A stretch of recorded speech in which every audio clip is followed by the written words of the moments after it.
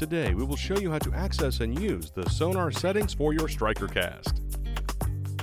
For this video, we will be using a StrikerCast GPS and your compatible Apple iPhone, but the process is similar for the StrikerCast and Android devices.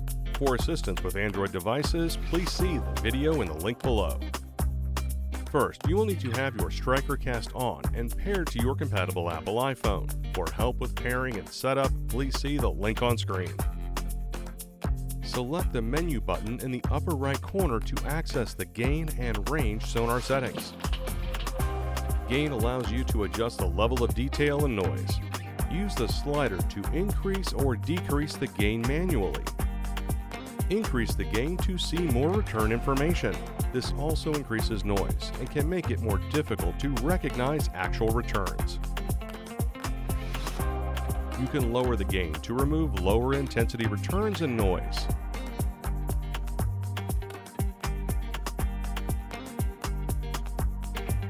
Select Auto to allow the device to adjust the gain automatically.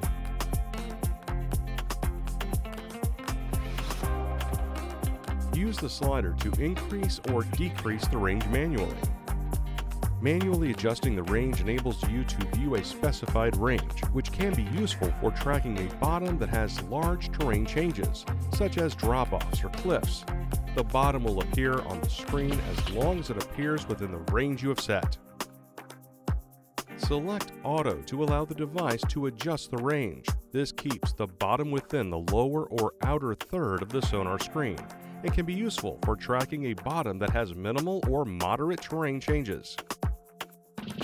Next, select More Settings. We can change the view from traditional to flasher. The flasher shows Sonar information on a circular depth scale indicating what is beneath the StrikerCast transducer. The flasher is organized as a ring that starts at the top and progresses clockwise. Depth is indicated by the scale inside the ring. Sonar information flashes on the ring when it is received at the depth indicated.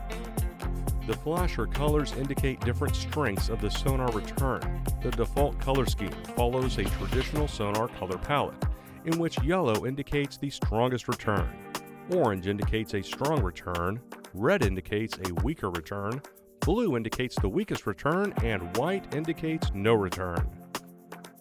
We can also adjust the frequency for both the traditional and flasher Sonar modes. The 455 kHz setting uses a more narrow beam width and is better for rough sea conditions. Bottom definition and thermocline definition may be better when using a higher frequency. The 260 kHz setting uses a wider beam width, which covers a larger area and can allow you to see more targets, but also could generate more surface noise. Wider beam widths generate larger arches for fish target returns, making them ideal for locating fish. Wider beam widths also perform better in deep water because the lower frequency has better deep water penetration. They can also be used to search for structures such as brush piles. Scroll speed sets the rate at which the Sonar scrolls from right to left. A higher scroll speed shows more detail, especially while moving or trolling. A lower scroll speed displays Sonar information on the screen for a longer period of time.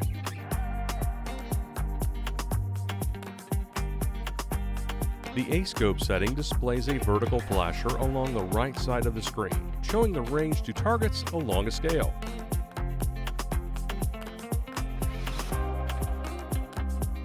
Selecting the fish symbols will mark suspended targets for easier identification.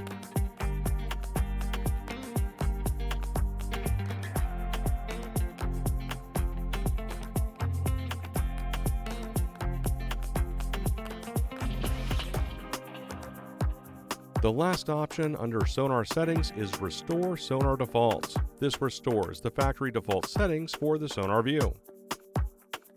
Press back to return to the Sonar view. Now, select Settings. Then select Units. Here we can change the unit of measurement for depth, temperature, distance, and position. And that's it. Thanks for watching. For more help, please visit marinesupport.garmin.com.